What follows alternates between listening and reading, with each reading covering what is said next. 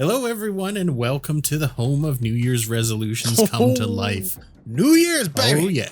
2026. New year, new us. New year, new us. It's got to be, Nick. What, you were doing what? What was you doing for New Year's again? Well, I started this before New Year's. Yeah. But I haven't drank anything but water since the 22nd of November. And you haven't turned yet. I thought that's how zombies was made. I'll turn back. Well, man, I'll tell you, I've gone on about this so much that I've felt better than I've felt in a long time, but I've got to add on more health and more nutritious stuff. Yeah. And more exercise. Like that was just the first step. That was the easy part, I guess. Yeah. Not for me, but yeah. Well, for a lot of people, because even people who are like pretty healthy, they're like, you're doing what? You're not having any coffee. You're not having any tea. That's crazy nothing. talk. And I'm like, nope, just water. And you know what was able to get me through it? What's that? Is I bought one of those tabletop ice machines that makes the coolest ice. Oh yeah, little round it's pebble those ones that are like little nubbins with holes in the middle. Yeah, that kind of thing. I got one of them up there. Just perfect. Look at that. Nick is like so healthy in 2026. That's impressive. That's what I'm gonna be. It's just I gotta take care of this keg down here. I know exactly what you're talking about. Deal with that. Nick was telling me, I don't think I'm divulging anything crazy. When you first started this, you're like, you know what? I wasn't healthy enough when we went to the Wildwood. He's like, I'm gonna get healthier. And then I'm sitting there, I'm like, I can't have Nick be this stallion of a man. So I gotta get on this health kick too. So I started January 1st. I started a little after you. I'm 13 days in the whole keto thing, man. We're burning through some keto. Yeah, you're starting with the harder stuff first. You're going right to the top. I'm kind of used to it at this point. Like boiled eggs is your best friend. I did find this new drink. And this drink, of course, you can't have it because you're on a water-only diet. Yeah. Well, this is just a lifestyle. I can have things if I want, but I'm just choosing not to. Oh, look at Nick, man. You're all in, man. I'm so proud of you right now. This is like a canned drink. I'm going to have to send you a picture of it when we get off. But I think they call it like Spritz, I think is the name of it. But it's like you can get it in 3 different flavors. You can get it in vanilla milkshake, chocolate milkshake, or strawberry milkshake. Well, those do sound good. Freaking caffeinated. Yeah, that's probably good. I wish I would have discovered that before I made the change. Dude, it's so good. And it tastes so good. It tastes like a real chocolate shake. I got strawberry today, and then I bought 3 more cans of it. I need to look on Amazon and see if they got it. But I'll send you a picture of it. It's so good. But you don't taste the caffeine, and it's delicious. Okay. Absolutely delicious. Yeah, that does sound good. That does sound good. And like the things I'm doing right now, it's like early in the day, in the mornings, I try to do that's if I'm hungry. I'm not hungry every single morning, but if I'm hungry, I'll do like 2 or 3, maybe 4 boiled eggs. And then I'll do like 4 pieces of bacon or 2 pieces of sausage. Right. And then because I'm on the road, what I found is the holy grail. You go to Wendy's, you get you a triple stack with cheese. Right. You lose the top piece of cheese because it sticks to that bun. It's like a super glue. Yeah, you can't salvage that cheese. Can't salvage it. It's gone. You get mustard on the side, and then you just dip your hamburger into the mustard. All right, that sounds all right. Delicious. And it fills you up 100%. And all keto. 100% keto, yeah. I think what they say is you should have 20 grams of carbs a day. I'm not even close to that. That's not a lot. That's not a lot. And I'm less than that. Like eggs and bacon, there's no carbs. The only real carbs that I have is I think the shakes have, and I only drink 1 shake a day. But I think it's like 3 grams or 4 grams of carbs. And then the slices of bread, the keto bread, I think it's got 1 per slice. Yeah. And we were talking about this earlier, that we kind of got mixed feelings between the two of us about keto bread.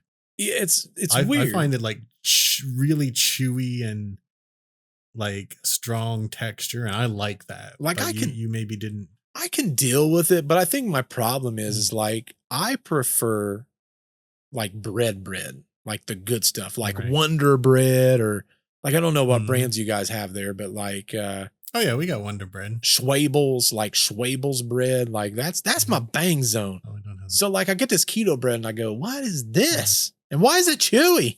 Like, it don't make no sense. You know why we want bread so much in North America, though? No. And people who come from across the pond and stuff, they always say this when they get here. Our bread's full of sugar. Oh, yeah, you're probably right. Full of sugar, and sugar's addictive. Yeah. So I've gotten to that. That's probably why. I've gotten to that stage now where it's like, it's not even, like my body's kind of adjusted. I will be honest, today was like the hardest day of my entire life. And I almost had like a food breakdown at like lunchtime because I went through a city. You're not going to know the reference to this.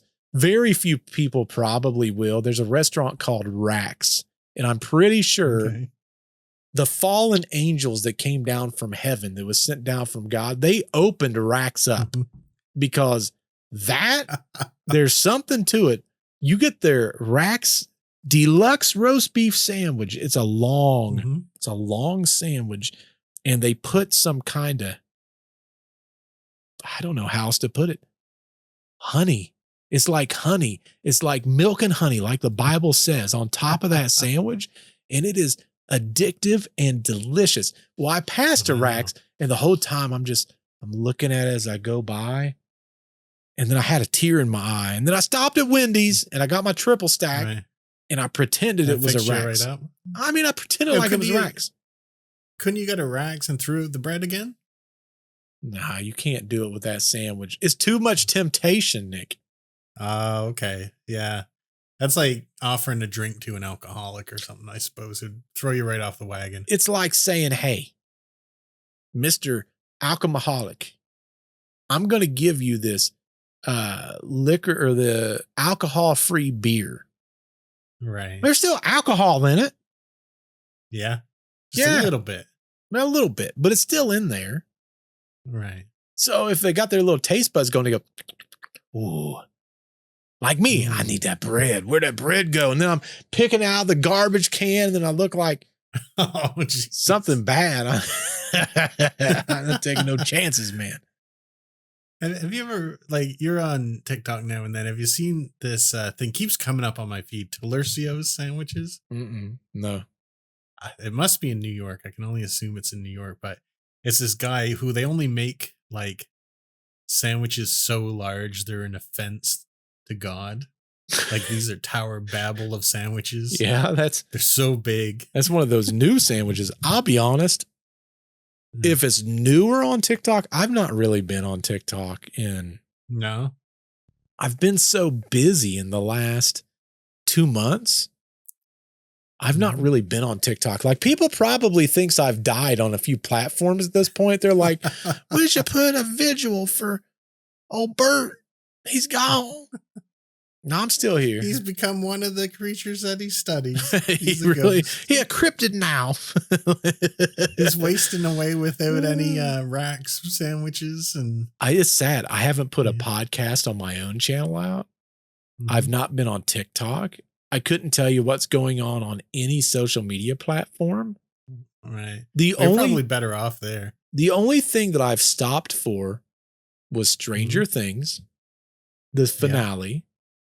Yeah, but you had to. I had to. I stopped a little bit for the holidays, but I still didn't get on social media. I just, I've been so hyper focused. Like I even debated this weekend. I'm like, maybe I should do like a little quick podcast explaining, hey, I didn't die. I know it's been a month and a half. Here's what I've been doing. But then I got so busy over the weekend, like I never even had a chance to record it.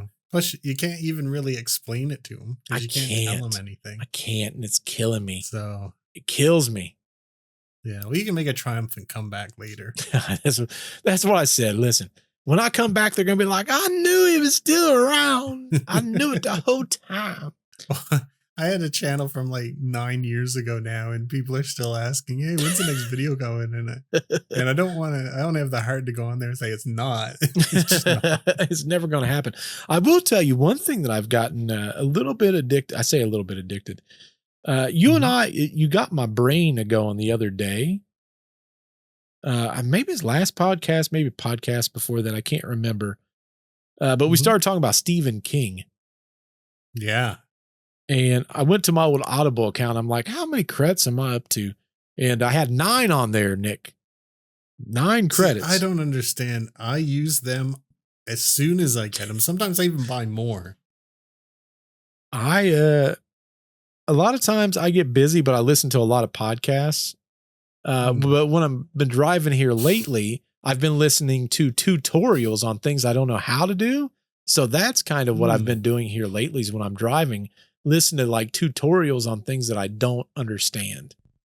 But that's a good use of time. This last week, I did get 5 new books of my 9. Oh, wow.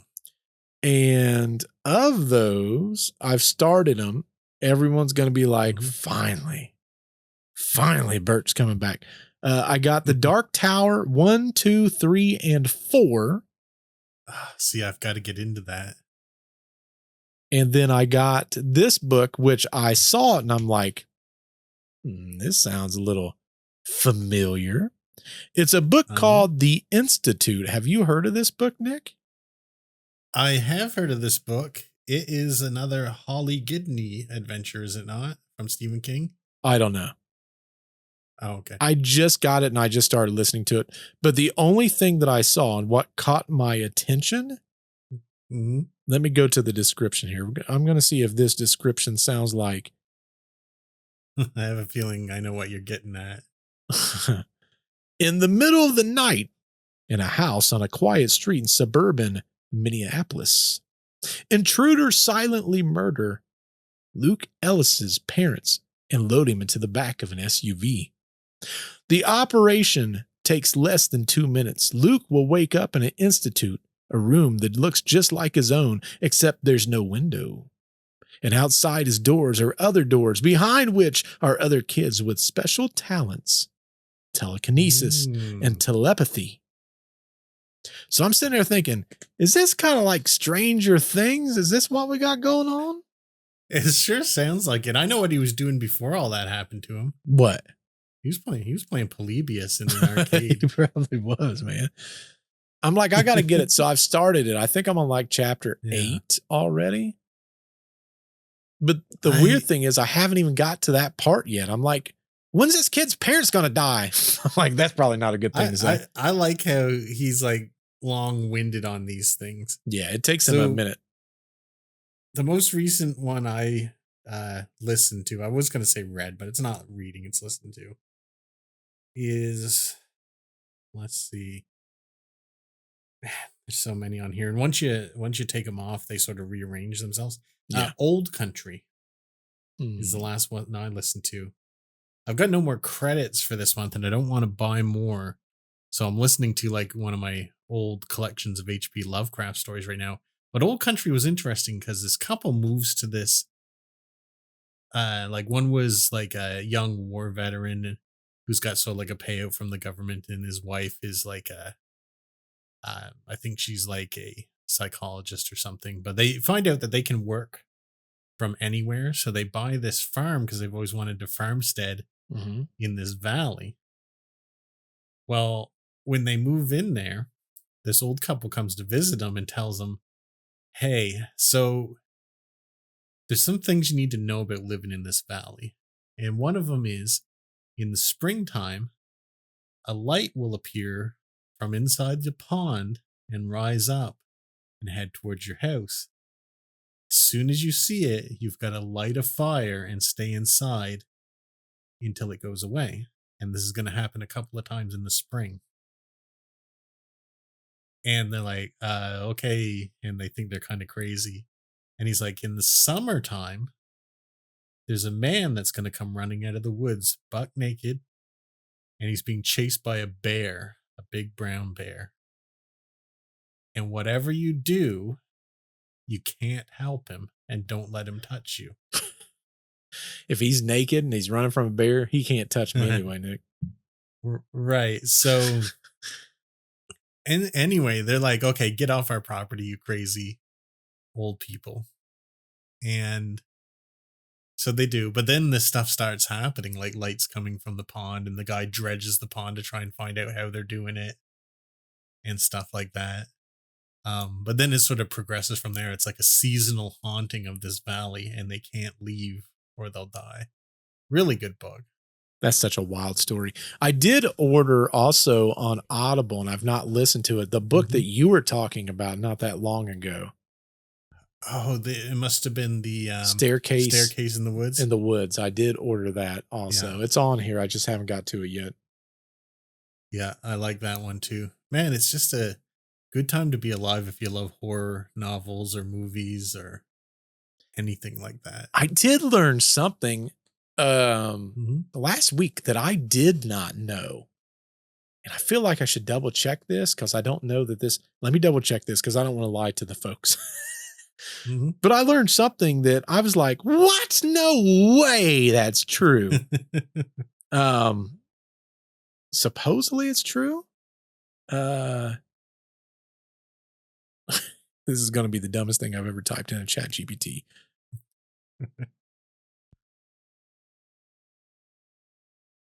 And what's the lore? This is going to be one of those lore ones. If this is legit what I think it is, you may be fascinated by this. Oh, okay. Because someone was explaining all this. I'm like, no way that's legit. There's no way. And then I'm sitting there, I'm like, okay. And he broke it all down. And I'm like, huh. Oh, really? I had no clue. Sounds interesting. I guess I could tell you kind of what it is. In the events that it's wrong, I'll just say, no, that's not real. Okay. Do you know where the Grim Reaper comes from? You know, I don't actually. Well, he's always described as what? A skeleton in a robe with a scythe. Right. That's what everyone knows the Grim Reaper as. Yeah. The theory is, or at least what I heard the theory was, the Grim Reaper was based on an actual event, and it fits the narrative of a UFO story.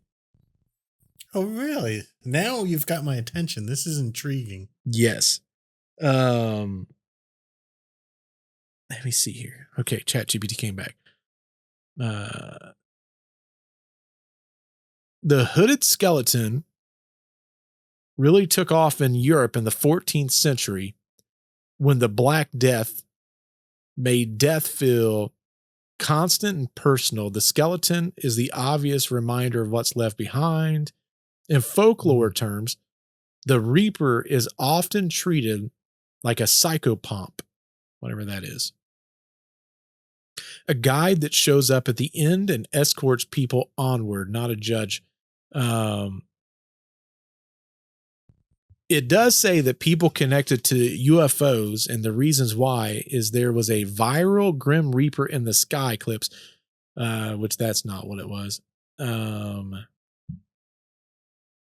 There was the way this guy explained it, ChatGPT's not getting there.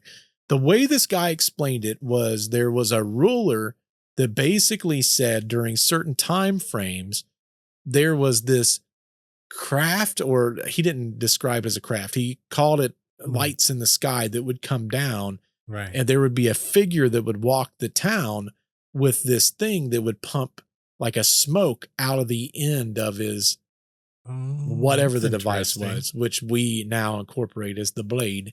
But yeah, if you breathe this thing in, you would die. Oh. Now, supposedly, he had his men try to go arrest this thing. And of course, like that didn't go well at all. But they're saying it was a UFO. It was based on like this folklore of like an actual alien being, not necessarily like a skeleton. The reason it's hooded, and I found this interesting. They said that they described it almost like a metal being underneath the hood. Right. You know what that made me think of? Those robots that I was going to fight in your story back then. No, the Hodgkinville goblins. Oh yeah, the Hopkinsville goblins. Because remember, it was metallic. It was up on top of the house and it was grabbing people. And yeah. Well, and they didn't really know it was metallic until they shot it and it made a metallic sound. Correct. Yeah. Correct. They tried, I'm just going to see if this pops up, tried to arrest him. But I found the story interesting. I'm like, no way. And then I went to Google, and of course, Google had a couple things. I'm like, okay, well, maybe this is something. But now, of course, I go to ChatGPT because I'm like, not everything on Google is true because it's based on what people submit through. But that's crazy. I've got a wild theory for you based on this, though. Oh, yeah, I'm ready for it. What you got? So you said this was during the Black Death and stuff, which killed like a huge percentage of the world population. Yes. Just to relate it to today, do you know, you've heard of the bird flu, right? Yeah. So do you know what they do to prevent the spread of the bird flu to healthy populations? They kill them all off. Generally, if there's any kind of sign of it being there, the avian flu, they kill them all off. Yeah. Yeah. So like there might be 6 farms, and you know how far farms can be apart. Yep. But if they find a bird with bird flu, even just like on the side of the road, I think it's something within like 60 miles, they kill all the birds, like all the turkeys, all the everything that could possibly be, even if it's nowhere near there. Imagine that Earth is a place that extraterrestrials are studying, or maybe they even seeded life here, and a plague comes along, and to make sure it doesn't destroy the entire population, they go ahead and wipe out humans with their Grim Reaper, spraying the gas to prevent its spread to strategic locations. Oh, wow. Yeah, imagine that. That's something right there. See, all these things kind of fit to a degree. Yeah. I mean, it's just a theory I made up right now, but it fits though. I can imagine them thinking how we think. Oh, yeah. Like, yeah, Earth's not going to be a very fun place if all the people we grow there are gone. Exactly. 100%. Like, do you know how long it takes to make people on a planet and populate them all over the globe? It's a little bit of work, a little bit anyway. Yeah. Like, when the bird flu, there was rumors of it going around, and Dad was kind of worried that they'd come and kill all his birds and stuff, even though like he's not a commercial farm. They do it to everyone, like hobbyists. Yep. Everyone's birds got to go. Here we go. There were ominous figures walking cities during the outbreak, not supernatural, but cities officials too. Yeah, but officials like plague doctors, watchmen, and people collecting bodies. That can absolutely feel like a Grim Reaper. So it's saying they believe that's what it is? I don't know. I believe the guy on the Google machine or whatever the video was I watched, because his sounds more fun. Yeah. I mean, his name was Trust No 1465032 or something like that. Probably so. Well, but I think I've heard similar things before, really. So he had that video, and then he had another one that he caught me on, which was talking about time travel. And he had a pretty good point. Like, I wish I could take credit for thinking of this. We just watched Back to the Future, the musical. Have you seen that? The musical? No, I haven't. That's interesting. It's super cool. There's really cool effects in it. We just literally went to it last week. Yeah, I think it was last Tuesday.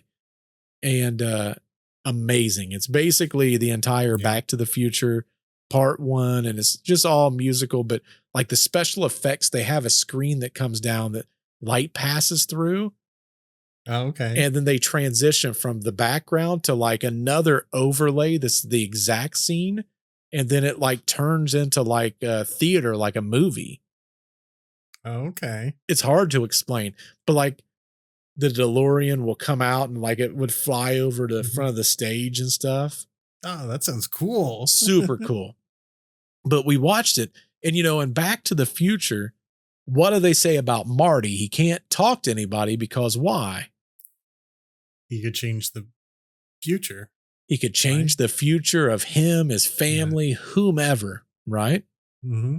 This guy hypothesized that, so smart, if time travelers was to come back to our time, they would change the entire structure of how we do things. And if people in the future are doing that, the one thing that they're finding in one area is things that they can't really answer for, things that don't make sense.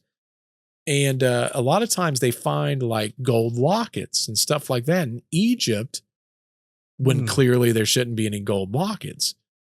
Right. Well, what their hypothesis is and why they believe the government doesn't allow anybody to Antarctica is if you're going to go to a secluded area that you're not going to have any people, it would be Antarctica. So they believe there's an entire, or he believes there's an entire civilization of time travelers coming back and forth in Antarctica. Oh, that's an interesting take. Kind of an interesting take. We've gone through a lot of stories about what's happening in Antarctica. Right. And wouldn't it be wild if there were all these things were happening? There's like an alien section. There's a remote viewers section. There's a time traveler section. He believes that's where Atlantis is in Antarctica. Well, it definitely would be hard to find if that was the case. Because like he explained, what was it he said? Every 13,000 years, 4,000 years, 8,000, I can't remember. The plates slip on the earth a little bit. So like a prime example, in Antarctica, you'll see one layer of ice that goes all the way up. It's because that has always been in the coldest part. But as the crust shifts, it slides a little bit. So that's why that. But if you look at Antarctica, there's always a part that's been in the cold. So his theory is if you go down deep enough, he believes that's where all that. He believes that's where Atlantis is. He believes it's underneath that one shelf of ice.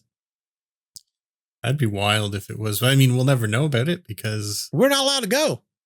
We're not allowed to go. I mean, I don't know how I'd get there anyway. Yeah, I have a hard enough time getting to the States. I don't know how I'm going to get to the Antarctica. I was going to say, you struggle, especially with that airline that we don't mention anymore because they're big meanie pants. You know what? I'm going to end up on that airline all over again. I know it. I know it. Oh, man. I don't know what I'm going to ask him. I want, well, I don't remember how much they said. It was either 75 or 175. I want that money in peanuts. Exactly. 100%. You deserve it. I deserve it. Along with every other person who gets canceled on every day, I'm sure. But in kind of a related thing, I did have something I wanted to talk to you about tonight because I remembered I watched I listened to 2 hours of radio and I watched 4.5 hours or 5 hours of documentaries on the weekend about something that we've talked about in bits and pieces over our journey together here. And that's the Hat Man. Oh yeah. You ever Mr. heard Fedora. The Hat Man? You know the Hat Man. The Fedora Man. I did an episode on him like 2 years ago. Yeah. So I mean, I knew that. So I knew you're going to be like pretty well versed in this. So the Hat Man, for anyone who doesn't know, is sort of like a subset of the shadow people. And he's sort of like a little different. He never really interacts with anyone that I've heard of. Like other shadow people, I think, do. But basically what happens is like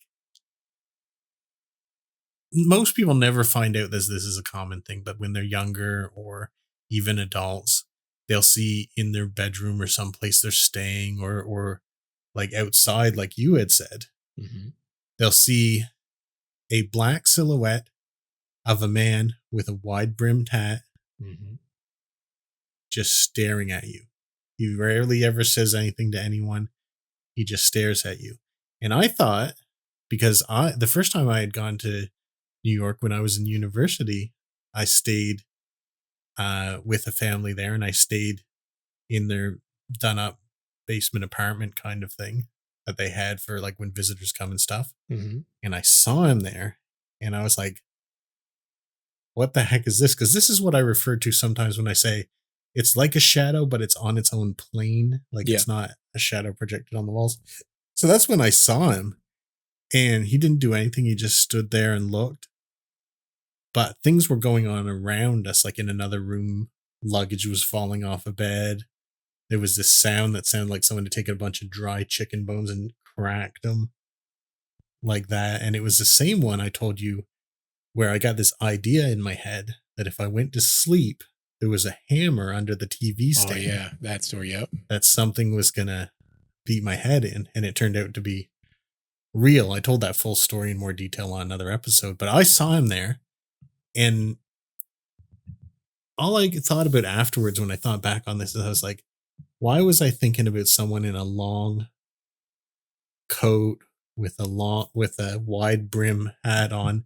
And the only context I had for that at the time is I thought, was that a captain's hat or something like that? Yeah. But over the years, I never thought about it again. But then you had told me very briefly that some people you knew had seen the same guy or a very similar guy. My parents did. Yeah. Now you said they saw him outside, huh? So the way it was explained to me, and somewhere in my archives, my mom has gave me all these stories. I have to go back and look for it. She had saw what she believed was the Fedora man. She's probably going to correct me this weekend if I tell any part of this wrong. She had saw him inside the house at one point. And I can't remember if she said she kept it to herself or if she told my dad. But they were sitting at we used to have a bench outside our house, like a picnic table kind of deal. And they were sitting at that. They used to like to go outside and, you know, watch the sky and stuff. Things I have never done, I don't think, in my entire adult life. But they were out there and both of them saw him outside. He was either inside the house looking out or he was, I want to say they said he was at the lattice, maybe. Man, all right. I need to go back and look and see if that story's there. But she had told me that story and I've never seen him. I've only talked to people that I know has seen. In fact, I think it was 2 or 3 months ago. I was talking to another podcast that they do their things, and they had also mentioned that some shadow men, Fedora man, whatever you want to call him. I guess he's not technically a shadow man, like a hat man. But a lot of people had seen him in certain things, but typically as a kid is how that goes anyway. Like not as many adults. But they say that sometimes he's like the Mothman. He's like a harbinger of bad things that's coming or something. They were saying in a lot of these documentaries too that if there was like sometimes also if there was like problems in a family, it would be likely that this person would be seen. But they also said that, and this is something that struck me as well because I hadn't heard this before, that there's two groups of people that it may actually only be one group, but they say there's two groups of people that see the Hat Man more often than others. Like sometimes multiple members of the same family will see him. Yeah. But sometimes like, you know, you might have 4 people in a household and only 3 can see him even if they're in the same place at the same time. Oh, wow. But the two groups that seem to come across the Hat Man more often are people who they suspect have been abducted by extraterrestrials. And the second group, and you'll see why I say it might be one group, is people who have sleep paralysis. See, that fits you to a extreme degree. Right. Now, they, like the earliest record of people seeing him that they can find, because I mean, you can only find so much on the internet, was like the 1950s. Yeah. But it became popularized in 1997 again. And in fact, so many people believed in it that somehow they found a way that that people could supposedly see the Hat Man. Yep. And that was by taking Benadryl in mass amounts. Yep. Because it contained a certain chemical that supposedly affected the same part of your mind as sleep paralysis does. So they had to put actually warnings on news shows and everything about that, and telling people, hey, don't do that. That's super dangerous to do. But that I thought was interesting. And the other thing they said, which I thought was weird, because you remember in my story, I saw him in a made up basement, apartment kind of thing. They say people sleeping in basement rooms are more apt to see him first than others are. And I thought that was weird. I wonder why. That's such a weird thing. They had no explanation for that. I mean, scientifically, I think if people like sleep in a basement, they feel more, probably a little more anxiety about things, because like a lot of people find basements spooky.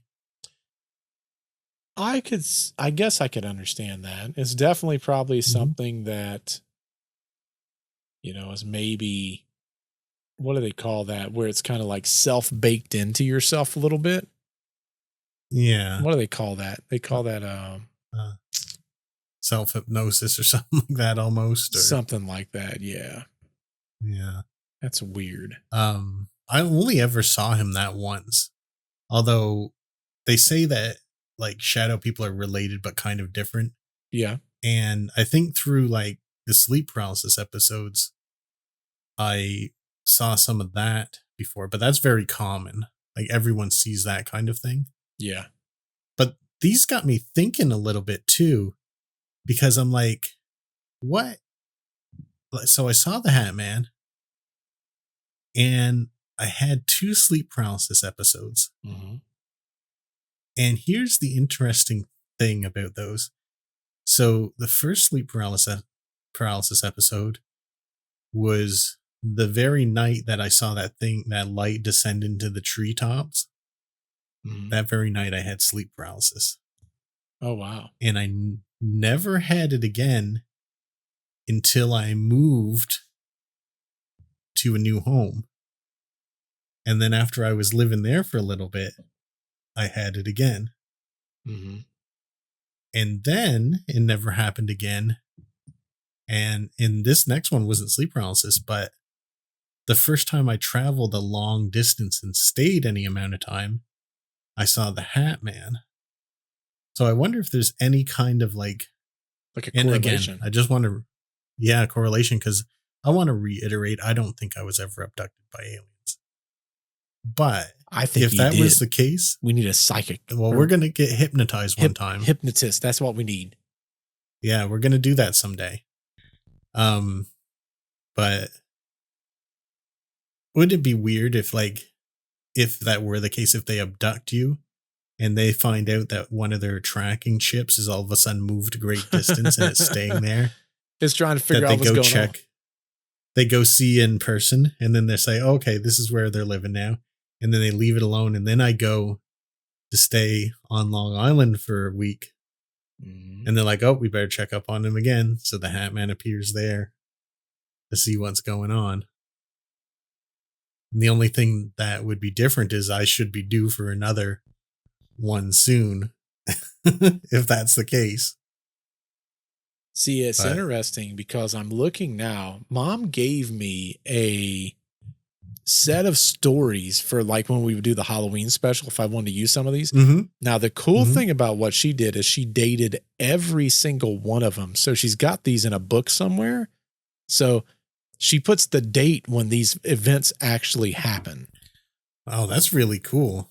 So this is from, and I've got to be careful because she's got like full names of people. So I'm not going to name drop anybody. Yeah. So if this is slower, me reading this slower than what it normally is because I'm protecting the identity of people that, anyway. Probably a good idea. July 25th of 1998. My dad. This is 1 year after it started happening to a lot of people that they reported online, by the way. Really? Yes. 1997 was when it became popular again. That is so wild to me to be the same time frame. Anyway, she says, my dad and her were sitting outside having a cookout at the picnic table. That's what I was talking about. Okay. She said it was a moonless, starry, calm night. The air was still. She had gone into the house for something and then went back out. She was saying something to my dad. When she stopped mid-sentence, she saw a shadow figure of a tall, slender man with a hat on by the trellis. My dad turned to see what I was looking at, and he also saw the figure. The shadow figure moved from the trellis past the rose bush and then vanished. My dad and her both turned to see if the light from the school or the neighbor's house could have caused some sort of a shadow to be cast by someone. The lights were too far away. The only way that we could create the effect was to walk directly from the trellis past the rose bush.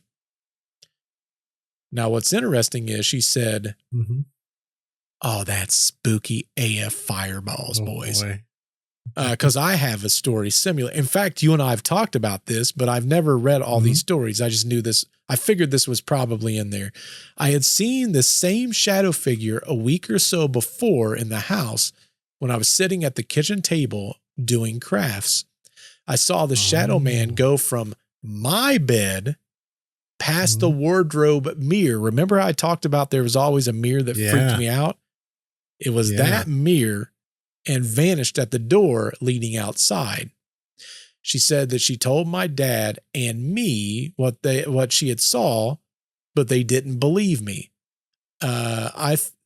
She said, I thought I imagined it myself until my dad and she had both seen it. Then she said, we never saw it again. Weird, because this seems to be a common thing with him. Like, you see the Hat Man once. Yep. You don't usually see him again. No. Which is That's creepy to see. Reading these like detailed journals. Yep.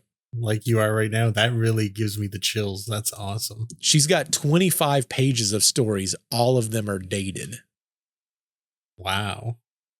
That's awesome. Like just paranormal things that's happened. And they're all dated from the oldest one, which is what we told on our Halloween special, by the way. So some of these, it was maybe, I don't know how long ago back we had told those, but it's kind of creepy when there's dates there. I'll tell you, this is why I always say your mom's the real star of this show. She really is. Like she's way more prepared than we are. She is. We haven't got dates on any of our stuff. Correct. She's got dates on everything. Oh man. That's so cool. I don't even know what these are. I'm just out of curiosity. I'm going to read another one. I don't know how it might fit or not, but January 21st of 1998, we stopped by my grandparents' house for a visit after doing laundry in the evening. My uncle was telling me that the night before he was sitting on the couch and a page on the calendar was lifted halfway up and then back down. The calendar was on a nail by the side of the stairs. When my dad and she got ready to leave, my uncle wanted to show me how far the calendar page had lifted up. As he was showing me, the hair on the back of my neck stood up and I got cold chills. I heard footsteps going up the stairs, but there was nobody on the stairs. I looked over at my uncle and he looked at me. He had heard them also. He went over to look up the stairs, but of course no one was there. My grandpa also heard them too. Now, grandpa being me, she's talking about her dad. It sounded like bare feet going up a stairway. You could hear the stair steps squeaking from each step. I had heard that sound many times, and when we would stop in at what's my grandparents' house, almost as though someone was going to bed. But it was always when they would go visit them. See, she's got dates and times for everything. It's such a crazy. I wish when I was younger, I had the presence of mind to do that. Yeah. To write down all this stuff, because like we had some interesting experiences when we were younger between my brother and I and his friends and my friends. Yep. And that kind of stuff, but never dated them. And now that we've done that investigation and stuff, I see there's like such a important value of dates and times because they show patterns as well. Right. That I really want to understand these things. Correct. It's like when we was doing those Halloween specials, if you remember, like the week before when it was leading up to it, I was starting to have things happen inside the house, but I never wrote any of them down. Right, right. Even like modern times, like if we didn't have gear at the Wildwood, we wouldn't have known the dates and times. But like Oh yeah. stuff that weird that happens in regular life, I don't write that down No, I don't or either. anything like I should. Like I had a weird one, um, not this past year, but the year before. I did like a lot of walking to and from work and stuff like that. Well, I was walking down the street and I bumped into someone so hard that it sort of threw me off my balance Yep. because I didn't see them. And I turned around to apologize to them and there was no one there. Isn't that crazy? Like I should have wrote that down, the date and the time and that kind of thing, but I never thought about it. But it was the weirdest thing because I full force ran into someone and almost knocked myself down. But it was literally a straightaway with no poles, no trees, no nothing. That's kind of Like- what happened upstairs. What I can't remember when Right. it was. It wasn't that long ago. I think we talked about it here on the podcast. Jess and I was talking to each other in the kitchen, and I backed up. And when I backed up, I felt almost like a hand because I was wearing a dress shirt. You know how they just kind of lean out on your back a little bit. I felt the fabric move, and then I felt what felt like a palm of a hand push against my back. So I stopped moving. And of course, I'm like, that's weird. And I turned around. I thought maybe it was, sometimes we'll put like a laundry hamper because our laundry room is attached to our kitchen. I'm like, oh, it's just that. And I turned around. There was nothing there. Yeah. And I looked like a lunatic. I'm like, what was that? I'm sure if anyone was watching me on the street that night would be like, okay, that guy's cracked out. Oh, yeah. Because the guy like stumbles and falls around, then turns around and starts talking to thin air. Right. Like just crazy. But you know, this back to the shadow people, so our old, like we're big fanboys of Art Bell. Oh, yeah. Like every time I say his name in my head, I hear doo, doo, doo, doo, doo, doo, doo, doo. Live. Like from the high desert. From the high desert. Yeah. I looked up where he lives, by the way. Yeah. Well, he lives in a cemetery one right now. God rest his soul. Well, yeah, he don't live anywhere now, but he's from a town called, what was it called? It's a funny name. Mm. It means Waterstone or something like that. Anyway, it's the like one of the only places. It's just outside Vegas, a little bit outside Vegas, but it's completely legal brothels. What? Yeah.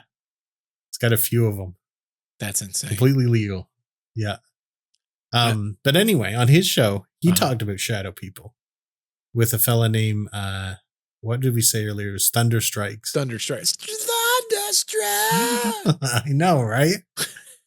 And they were talking about shadow people. And I think this really ties into the experiences we had of like bumping into people that weren't there or things like that. Yeah. And the guy said that you have a whole bunch of extra sensory organs that we don't know about. He says you got something like 8 eyes, 4 ears, and so on and so forth like that. Yeah. And when you see things like these, other things can see interdimensionally. So they're not just seeing the dimensions that we live in. Yeah. But they're seeing into other dimensions. So you can sometimes catch the paranormal out of the corner of your eye. And that's because it's not really seeing it out of your physical eyes. Yeah. You're catching it in one of these other eyes, and it's just feeding it to your brain because it's still an organ. And I think sometimes, and I think we've talked about it before, that you can sort of dip into the interdimensional stuff. So Sure, we can bump into people in another dimension because for a brief moment in time, we're impacted by that. Yeah, there's like a rip in the dimensional plane. Yeah. Yeah, or we're like partially moving through it or something like that. And he said, yeah, so when you sometimes see paranormal things out of the corner of your eye, you're not actually seeing it out of the corner of your eye. It's just coming into your interdimensional organs before it's coming into your visual organs. And if you think back to legends and stuff like that, they always used to say, oh, you can only see fairies or the wee folk if you look through this particular hole in a stone, or, you've got to drop clover water in your eyes that's been in the moon or something like that. Like you got to do all these things to be able to see into the unseen world. Right. And stuff like that. And he said that the shadow men were a lot like that. You know, the interesting thing, whenever we talk about like dimensional planes and stuff like that, you know, it's so interesting, not to go biblical, but even the Bible talks about like dimensional planes, or at least alludes kind of to like interdimensional planes. And I always found that super fascinating, because I think everyone thinks like when you die, you know, the theory is you go to heaven or you go to hell. Like that's kind of, but the Bible does talk about other places like, Sheol. Isn't purgatory one? That's like Catholic belief. Yeah. Like if you look at actual like biblical reference, like there's Sheol. There's like two or three different pronunciations depending on where it's from. I think the way I'm supposed to say it is Sheol. And what Sheol basically is, like it's really interesting, because like there's the way that I've always understood it, and there's probably a Bible scholar that's going to be like, he's a little off on this. Yeah.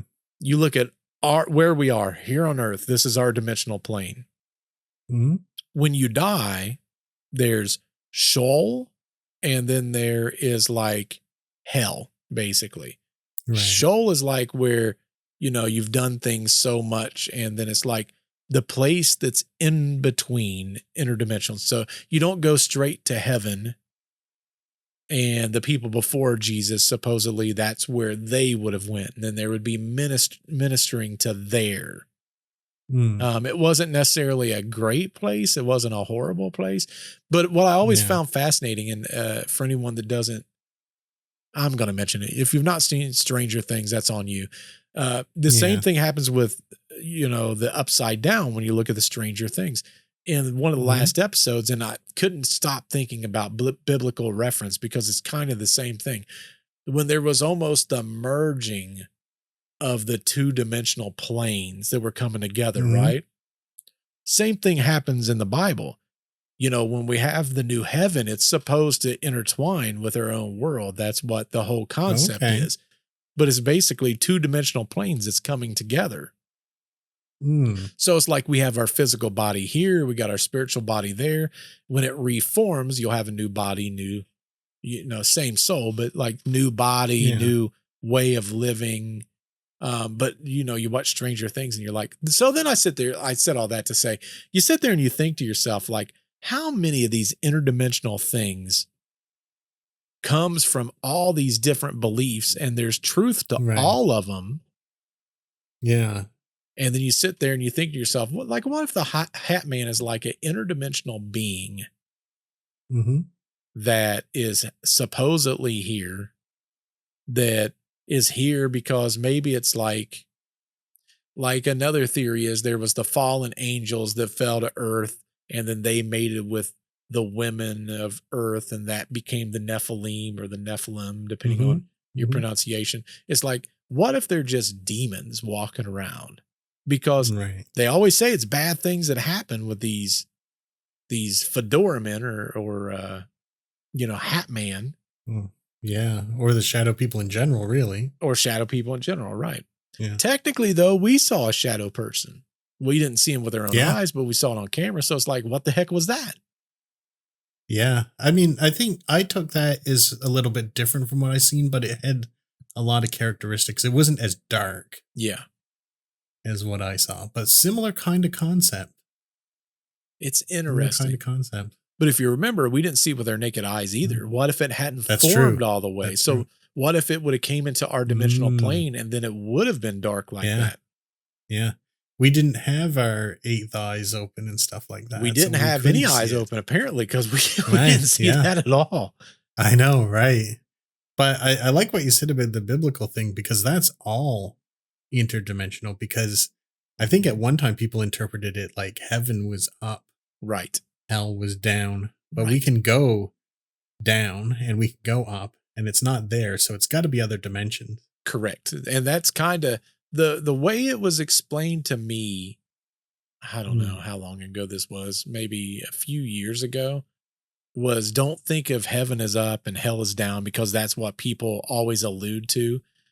And then I'm sitting there, I'm like, well, if it's not up and it's not down, like what's left? And the way they explained it, it's here, but it's not here. Right. And then I start thinking, it's on a shifted plane. Right. And if you think about Stranger Things, same things, right? They both look the same. Yeah. Same buildings, same structures, same everything. But one's a little bit darker than the other. I wonder if when you get to heaven, it's going to be all the 80s. It's stuck in the 80s there. I don't know. It makes me wonder though, because like even that story where I forget where I saw this story, but this guy, he and his wife bought this old colonial house that was happening in an area where the Civil War was. And all of a sudden they start hearing the bugle going off, and they go outside and, you know, they have those kind of reenactments and stuff. They're like, oh, there's a reenactment. Yeah. They go outside and they see all these soldiers, and they see a man up on a horse with his bayonet up, and the man's looking at them as he passes by. So he acknowledged them and they acknowledged him. And then he just disappeared into air. Right. And it's like, what if it's just for whatever reason, that one series of seconds or minutes, or what if there's just enough of a tear in the dimensional plane that some of the stuff goes by? And if you remember, Joe even talked about this. You know, he talked about demons aren't on the same interdimensional plane as we are. They're on their own set schedule. And, you know, they kind of come Pennywise, like we talked about the other week there, he's like, past, present, future, it's all the same for poor Pennywise. old, what's his name? All Color Sam.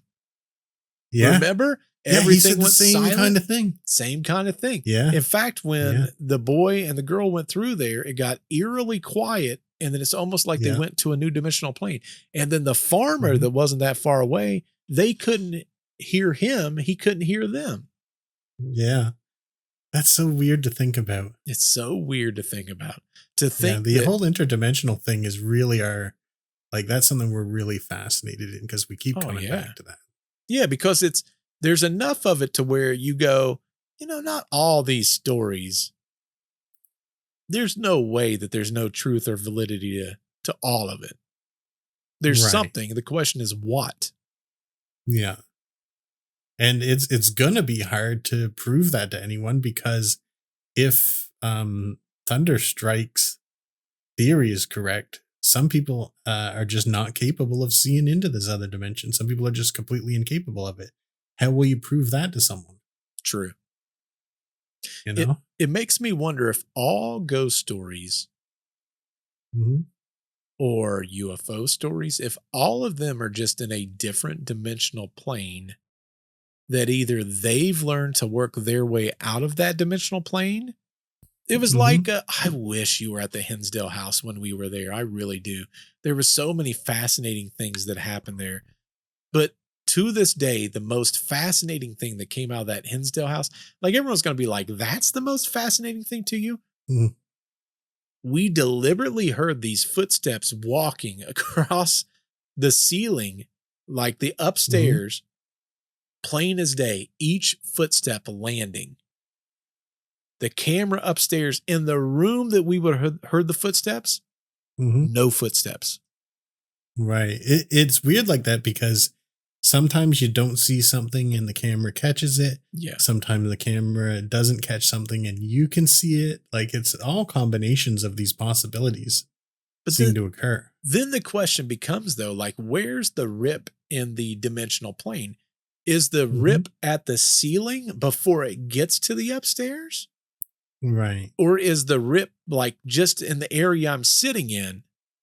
Right. It's like, where is this rip happening at? And that's what fascinates me, because like I say, I thought for sure I couldn't wait to get home and watch footage.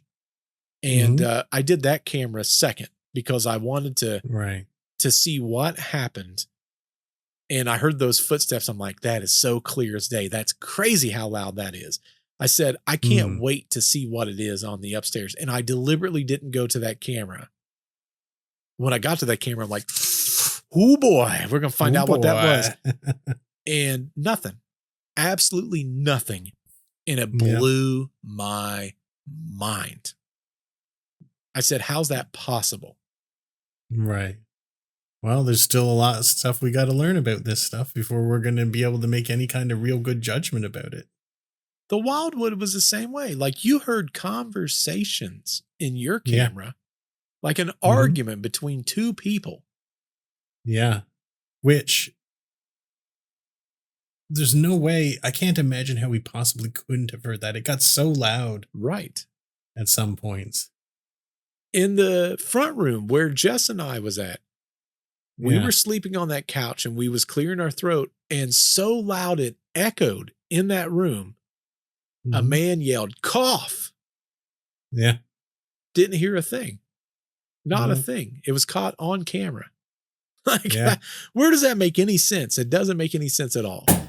It's again back to the shadow people thing, is like maybe our other organs aren't as trained as they should be. Maybe so. It makes me wonder if there's devices that could be created that could log some type of different event that would occur. Yeah. To where maybe one day we can be like, wow, okay, that's what that is. You know, I don't know. If someone were to invent something like that, I think it would do super well. Oh, for sure. 100%. It would have to.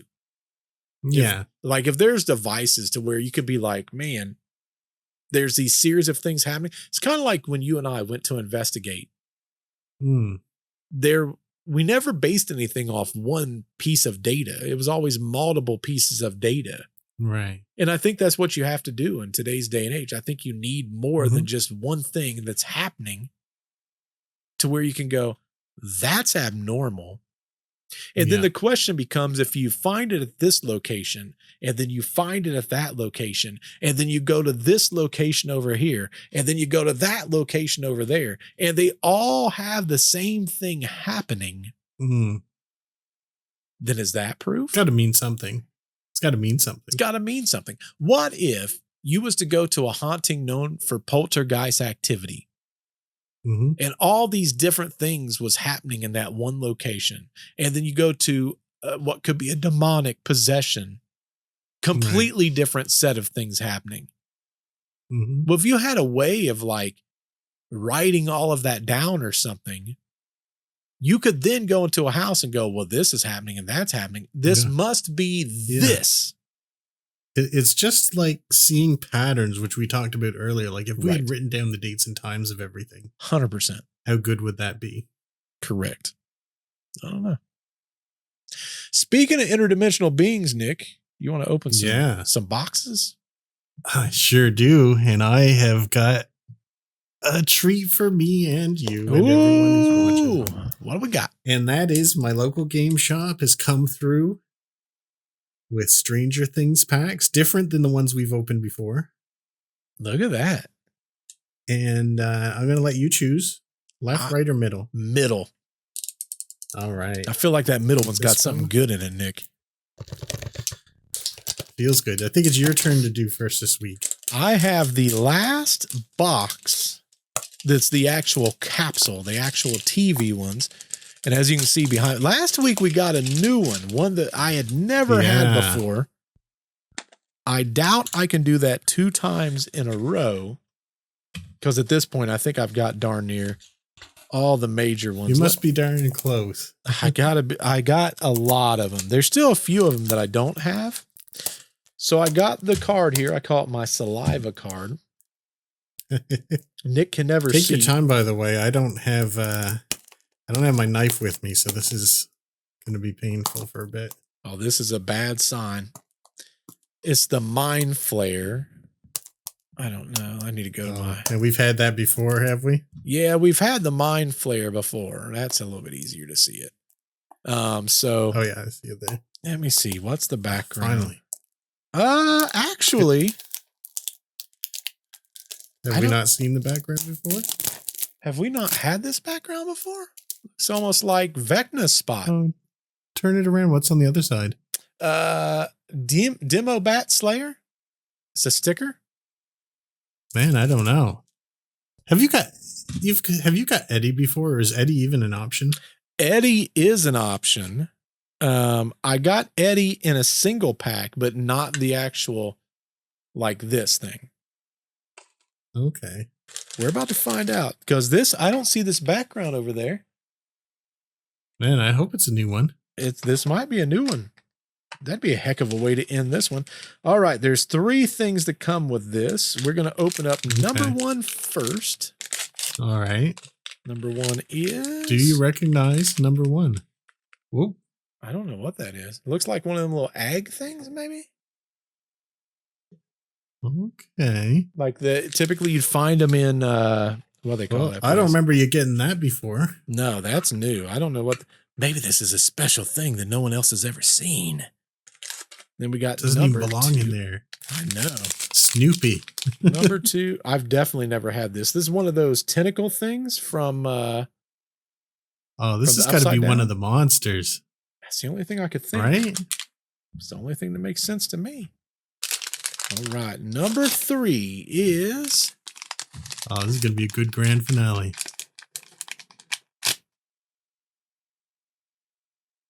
Oh, he's a special one. He's a special Demogorgon. It's the special one too, isn't it? What are the odds? The odds are apparently really good. It's just like the other Demogorgon I had. Oh, that's exactly what it is, but it's all red. So this is the Demogorgon we opened last week. I got to find the rarity of that. That's got to be. What series rare. Was it? This was series 2. These 2. But this one was all red. I didn't even know that was a thing.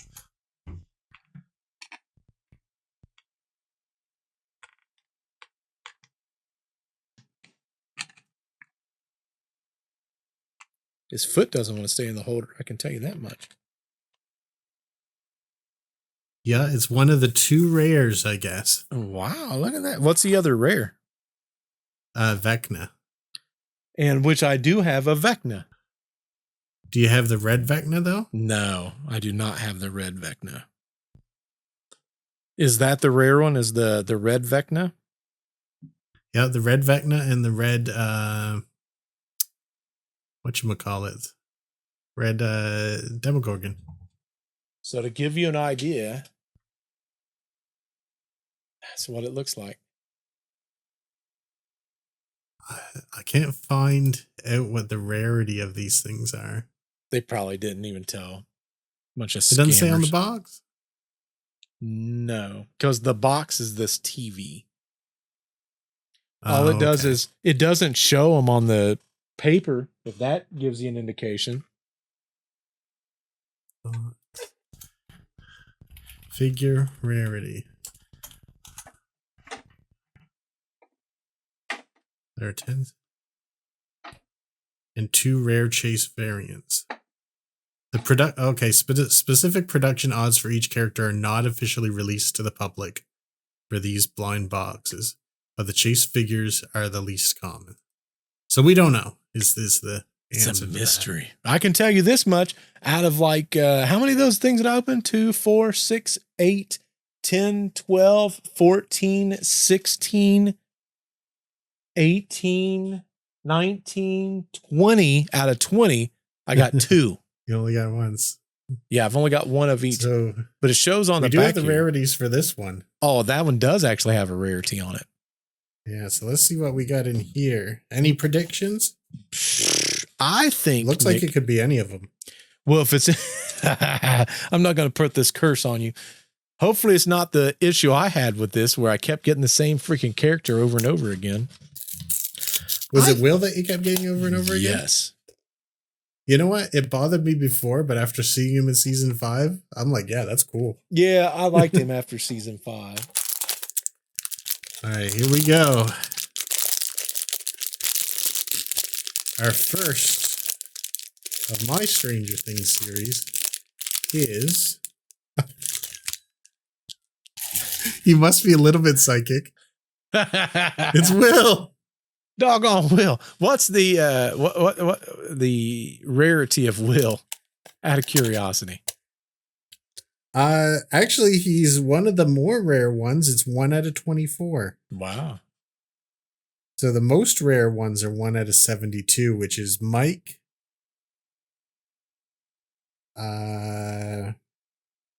What's the 72 here? So just Mike and Max are the only 1 out of 72 ones. Wow. You would think it would be Dustin. Yeah, you would think, but it's not. He's one of the most common ones. 1 out of 6. 11 is 1 out of 6. That's so weird. Steve's 1 out of 12. Argyle's 1 out of 24. Oh, wow. Hopper's 1 out of 12. Demogorgon's 1 out of 6. So we'll see what comes up next week. I'm curious. I'm dying. I'm glad you got something like this. It's kind of yeah, a little bit of a fun. What says you guys at home? Do you like this new selection of goodies that we got? What'd you think of our stories? That's what I want to know about. You think, are you in a different dimensional plane than us right now? That's what we should name our show, Nick. Dimensional planes? The Dimensional Plane.